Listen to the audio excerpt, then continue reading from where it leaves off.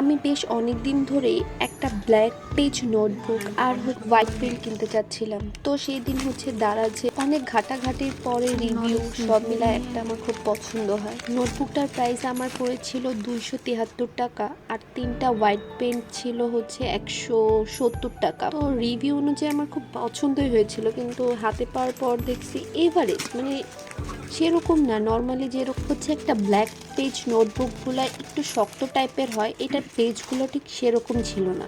আমরা A4 সাইজে যে পেজগুলো কিনি না নর্মালি, সেরকম টাইপের ছিল পেজটা। মানে লেখালেখির জন্য ঠিক আছে, বাট কোনো কিছু আঁকার জন্য বা স্কেচ করার জন্য এটা নট পারফেক্ট। কিন্তু যারা লেখালেখি করতে চান তারা অবশ্যই কিনতে পারেন। আমি এই ব্ল্যাক নোটবুক নিয়ে অনেক কিছু ভেবে রেখেছি, অনেক কিছু করব। অবশ্যই এই ব্ল্যাক নোটবুকে আমি কি করি সেটা দেখার জন্য আমার পরবর্তী ভিডিওগুলো অবশ্যই দেখবেন। আপনাদের কারোর কোনো পছন্দের জিনিস যদি এখানে রিকমেন্ড করার জন্য, তাহলে আমাকে অবশ্যই কমেন্ট বক্সে জানাবেন। আমি সেগুলো এখানে করার চেষ্টা করব অবশ্যই, এবং ভিডিও আপলোড করব। Thanks for watching my video. Please follow my Facebook page and subscribe my YouTube channel. আল্লাহ হাফেজ।